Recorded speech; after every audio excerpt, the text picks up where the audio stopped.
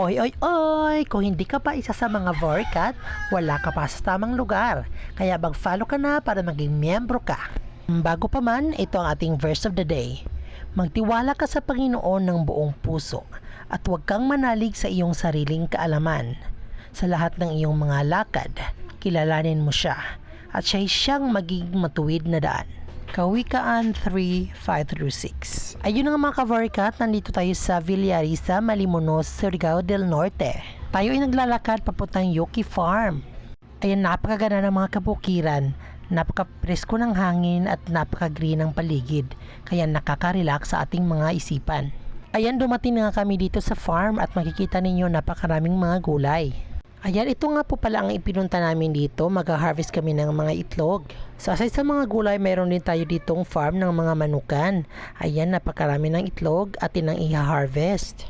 Tsaga-tsaga lang din talaga kung gusto mo talagang magka-income. Nag-i-enjoy ka na, magkaka-income ka pa. Maganda na rin ang pagpa-farm kasi nakakapag-exercise ka ng iyong katawan. Ayan, marami-raming itlog na rin ang na-harvest namin dito. Nakaka-enjoy pala ang pag-harvest ng mga itlog. Ito pa namang itlog ang napaka-favorite ko ngayong naglo-low carb na ako. Tiyagaan lang din talaga at bawal ang maarte. Kung maarte ka, hindi para sa'yo ang pagpa-farm. Ayan, so ini-enjoy na nga nila yung pag-harvest. Ako nandito lang sa labas, nagvi-video. Matagal-tagal na nga din po kami hindi nakapunta dito sa farm ng Yuki Farm. At siguradong marami nang nagbago doon. Ayan, so aside from chicken farm, mayroon tayong ditong maraming mga gulay na tanim. So ayan na nga pala yung mga na-harvest natin na itlog. Napakarami, at ito pa may kalabasa, may iba't ibang gulay na tanim dito. So pipili ka lang. Ayan, may sigarilyas. Napakaganda talaga may farm kasi marami kang pagpipili ang gulay na presko. Ayan, may mga sili pa, mga saging. Kaya nakaka-relax magtambay dito sa farm kasi napakaganda ng mga tanawin, may mga gulay, may mga bunga. Ayan, may mga aso pa, kaya nakaka-enjoy at nakaka-relax.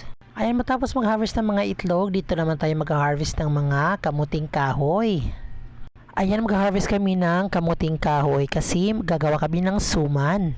Ayan, ini-enjoy lang namin pag-harvest ng mga kamuting kahoy. Ayan, ilang puno lang yung na-harvest namin pero napakarami nang nakuha namin. At nakaka-enjoy din pala mag-harvest ng mga kamuting kahoy. Pagpapawisan ka talaga at naka-exercise talaga ng iyong katawan. Marami ka nga maluluto na mga kakanin dito sa kamuting kahoy pero yung lulutuin namin ngayon ay suman. Ayan, hindi pa nga kami tapos mag-harvest kasi napakarami pang puno ng kamuting kahoy. Ayan, inisa-isa namin hanggang sa maubos namin yung mga malalaki. Ayan, tumulong na nga din ako sa pag-harvest ng kamuting kahoy. Ayan, ito na nga ng harvest namin, napakalalaki na mga bunga. Mga 4 to 5 puno lang yan, napakarami na. Ayan, kakasunod, pagod na pagod ang aming alagang aso. So ayan na nga, tapos na kami mag-harvest ng kamuting kahoy, nagpapakain naman kami ng mga manok. At ayun na nga, pumasok na rin ang aming bidabidang baby na si Baby Jamer. Ayan, relax muna. May mga bodyguard ako dito. Napakaraming aso. Ito na nga pala yung mga nalinisan ng mga itlog. Ito naman yung mga talong at mga iba pang gulay. Hindi pa siya namumunga. Ito naman yung mga sili. Ayan, napakaraming gulay dito sa bukid mga ka-Vorcat. Ayan, tapos na pala kami mag-harvest. Kaya uuwi na kami this time mga ka-Vorcat. Sasakay kami dito sa bulldozer. So sakay na! Barakat!